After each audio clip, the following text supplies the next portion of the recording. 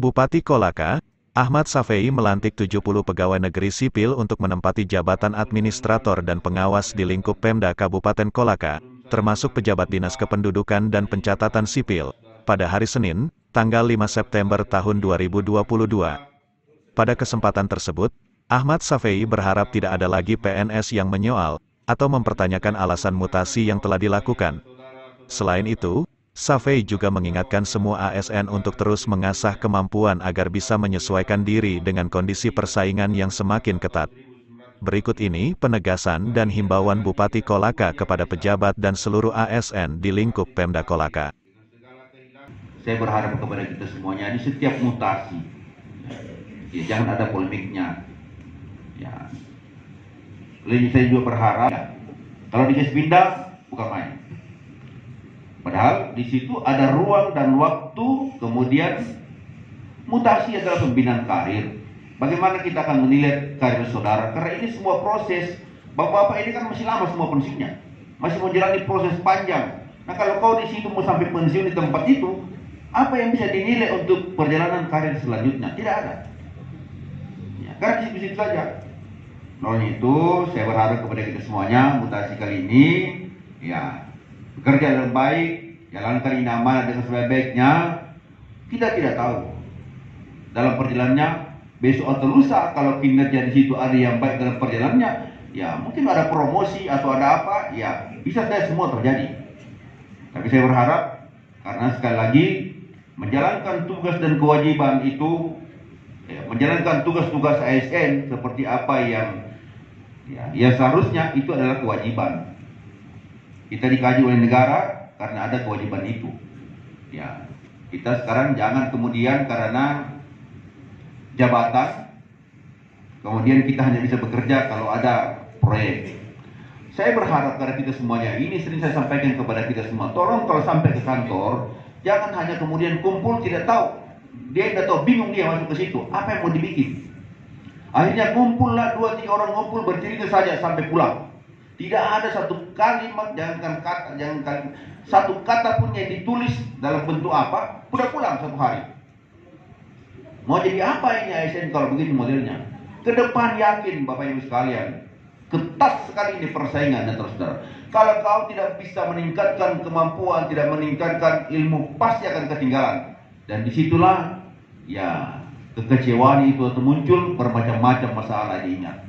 Karena tidak disuka sama bupati, tidak disuka sama Pak Asisten, tidak disuka sama BKD, tidak disuka sama Pak Wakil. Gak ada cerita itu. Perbaiki saja kinerjamu.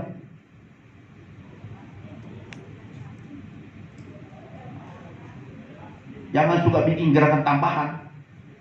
Kalau diperintahkan itu laksanakan. Sampai di kantor bukalah. Banyak buku-buku, banyak map yang di situ berkaitan surat-surat apa, baca itu. Supaya bisa.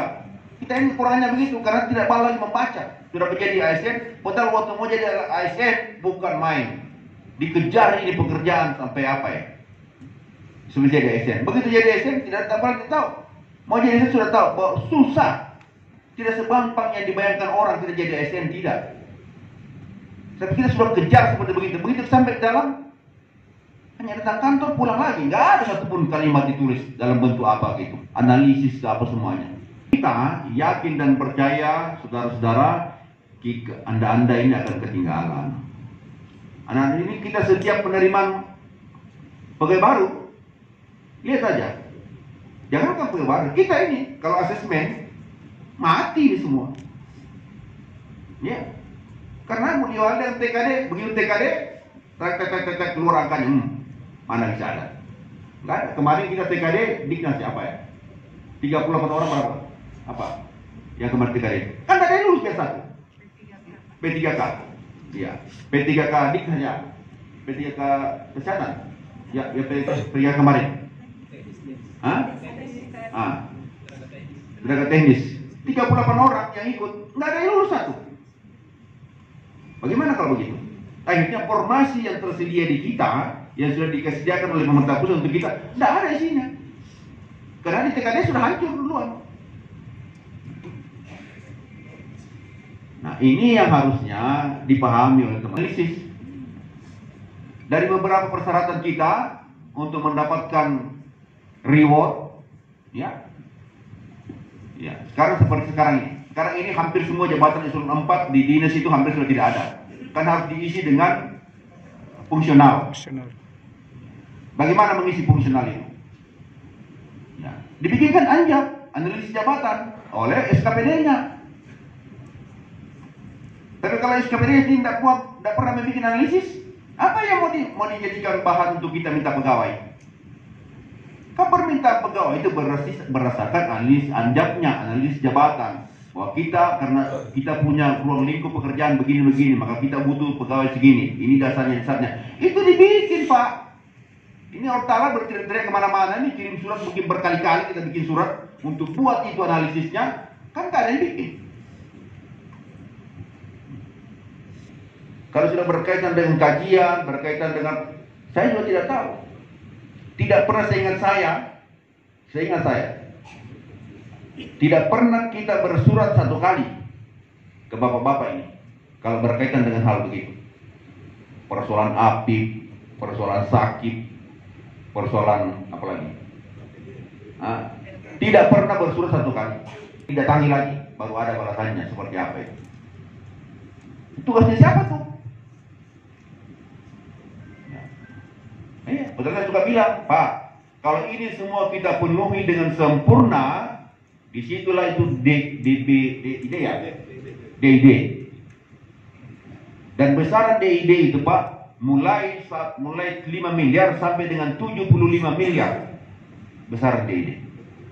Kalau kita WTP dapat WTP bagus, kemudian sakitnya bagus, nilainya apalagi laki bagus, kemudian yang Ortala itu apa itu sekarang?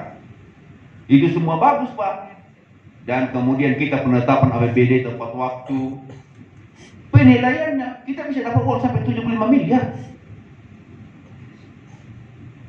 Tapi karena kita terseok-seok terus, ya ini jadinya. Bahkan pernah Ortala itu sampai dengan fotokopian bahkan ditunjukkan semuanya. Ya. Bahkan saya pernah bawa teman-teman semua ke Menpan. Waktu itu difasilitasi oleh Ibu Mar sama itu Astep. Saya bawa semua ini kepada SKPD untuk belajar di sana bagaimana itu ada apa dulu. Iya, apa namanya itu? Ya Ibu Mar itu dibawa ke Kendari mungkin semingguan. Sudah itu kita balik ke Jakarta untuk meningkatkan kita punya apa ini? Ya. Tapi kan begitu saja. Udah itu pulang habis lagi semuanya. Itulah ketinggalannya kita. Jangan mengeluhnya banyak, Pak. Laksanakan saya tugas dengan sebaik-baiknya. Ya. Saya mau maaf saudara kalau berkaitan dengan ini, karena saya juga ini aparatur sipil negara. Saya sudah 34 tahun nih di pemerintahan daerah Kabupaten Kolaka. Apa saya ini orang-orang semua ini? Ya. Dan mutasi, saya kira hampir seluruh ASN atau yang pernah ASN di Kabupaten Kolaka ini, di CV saya itu tidak ada yang kira-kira paling banyak kena mutasi. Saya sekarang pada posisi 16 kali mutasi, Pak. Ya. Tapi saya nikmati terus. Karena saya nikmati, Tuhan memberikan hidayah ke saya. Bisa jadi bupati. Ya. 16 kali sekarang pada posisi. Saya mulai dari apa itu? Kepala Seksi Kecamatan Kolaka, Kepala Seksi Pemerintahan.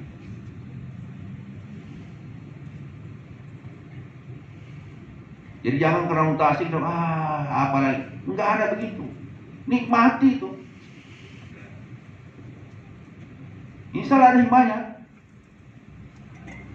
Dan saya minta, ya, setelah diberi apa, ya, yang baru kita lantik sebagai staf Bapak, manfaatkan dia, jangan kemudian, ya, sebagai orang baru kemudian dia ditegur tidak.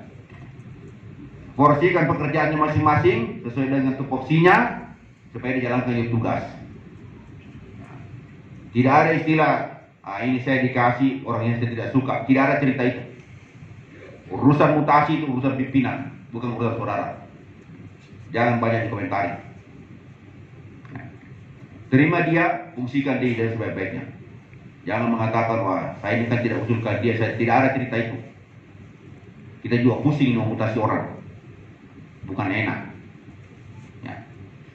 Saya kira itu, saudara-saudara sekalian,